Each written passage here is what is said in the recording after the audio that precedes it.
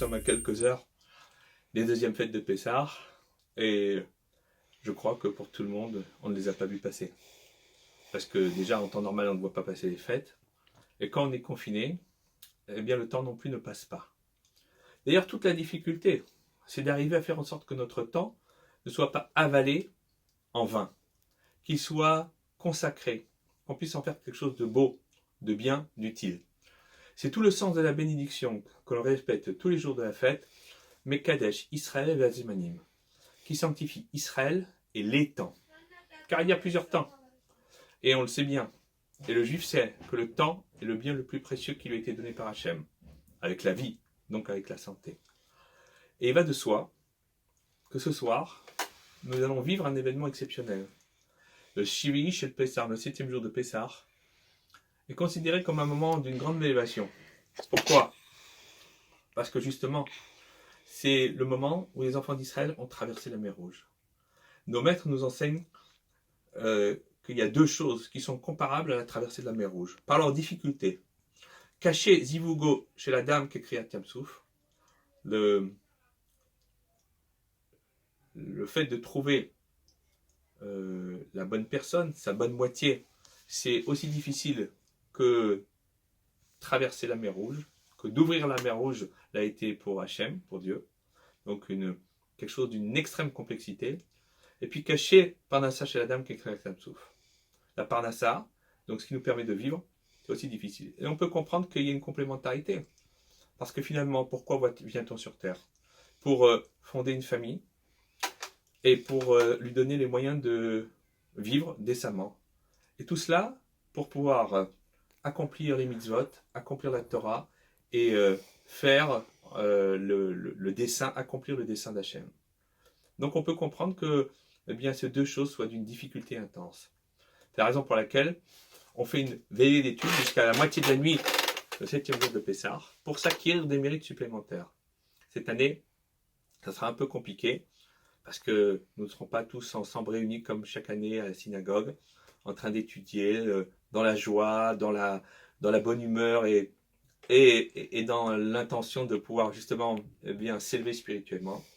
Mais on va faire quelque chose qui va nous permettre de nous préparer à cette veillée. C'est cet après-midi à 5h, par Zoom, c'est pratique. Il y a 20 ans, Hachem n'aurait pas pu nous envoyer cette maca, cette plaie que constitue le coronavirus, ça aurait été encore plus terrible.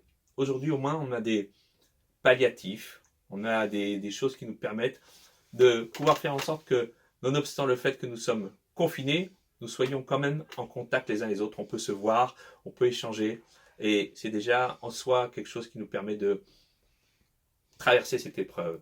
Donc à 5h cet après-midi, retrouvons-nous tous ensemble sur le lien Zoom qui vous a été envoyé par la communauté pour étudier pendant quelques minutes, un temps qui va nous permettre de nous préparer à cette 7e nuit de Pessah et de faire en sorte que ça soit un préambule, une préparation à la Géoula Shelema, à la délivrance finale que nous appelons de nos voeux. Et comme nous l'avons dit maintes et maintes fois, Benissan Nigalou, Benissan Atidini Gaël, en Nissan ils ont été délivrés, en Nissan ils seront appelés, délivrés. C'était peut-être pas pour rien que le président de la République hier a décidé que la fin du confinement tomberait le soir de Lag BaOmer, c'est-à-dire la fin de l'épidémie des 24 000 élèves de Rabbi Akiva, le moment où on va célébrer Rabbi Shimon Bar Yochai, que le mérite de Rabbi Shimon Bar Yochai retombe sur tout Israël et sur toute l'humanité et lui permettre de voir la fin de ce cauchemar. Chag Sameach, et à tout à l'heure, et en attendant, confinement jour 28.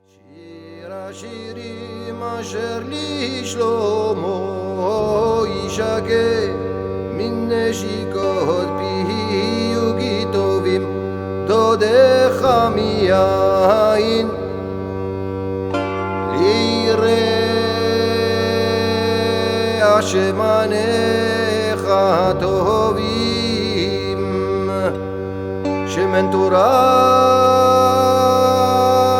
שמך על כן עלמות האבוך